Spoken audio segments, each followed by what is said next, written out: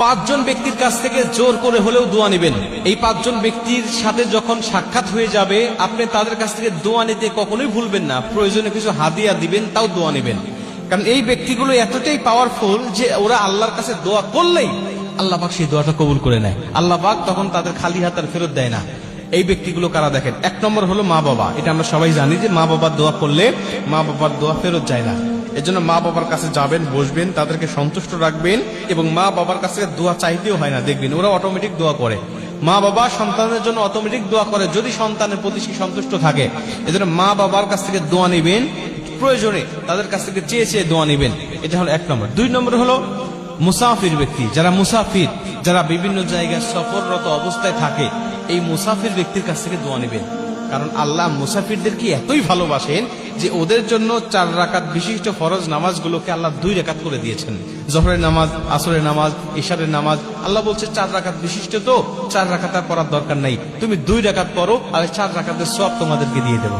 কারণ সফরে যে কষ্টটা হয়, ভ্রমণে যে কষ্টটা হয়, এটা যারা সফর করে তারাই বোঝে, বাদ বাকি কেউ বোঝে না। এজন্য আল্লাহ পাক এই কষ্টটা বুঝে আল্লাহ পাক তাদের 4 রাকাত নামাজকে 2 রাকাত করে দিয়েছে। এজন্য এই মুসাফিররা যখন আল্লাহর কাছে দোয়া করে আল্লাহ পাক তখন তাদের দোয়াটা কবুল করে।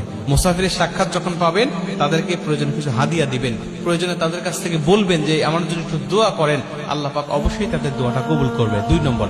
3 নম্বরে পুরো মাজলুম, যিনি মাজলুম হয়েছেন, যার উপরে জুলুম করা হয়েছে, এই মাজলুম ব্যক্তির কাছে যাবেন এবং তার কাছ থেকে আপনি দোয়া নেবেন, তার সাথে কৌশল বিনিময় করবেন, তার খোঁজ খবর নিবেন, কি কারণে তার উপরে জুলুম করা হয়েছে সবকিছু জেনে বুঝে আপনি প্রয়োজন অনুযায়ী আপনি তার কাছ থেকে দোয়াটা নিয়ে নেবেন যে আমার জন্য কেউ দোয়া করবেন। আপনি তো মাজলুম, আল্লাহ পাক বলেছেন মাজলুমের দোয়া আর আমার মধ্যে কোনো পর্দা থাকে না, অতএব আপনি দোয়া করলে কবুল হবে। প্রয়োজনে কিছু হাদিয়া দিলেন তাকে যে আপনি একটু দোয়া করেন, সে সন্তুষ্ট হবে। আর মাজলুম ব্যক্তির তো টাকা পয়সার দরকার থাকে, আপনি তার কাছ থেকে দোয়াটা নিবেন, আল্লাহ পাক তার দোয়ার বরকতে আপনার জীবনটা উজালা করে দিবে। এটা হলো 3 নম্বর।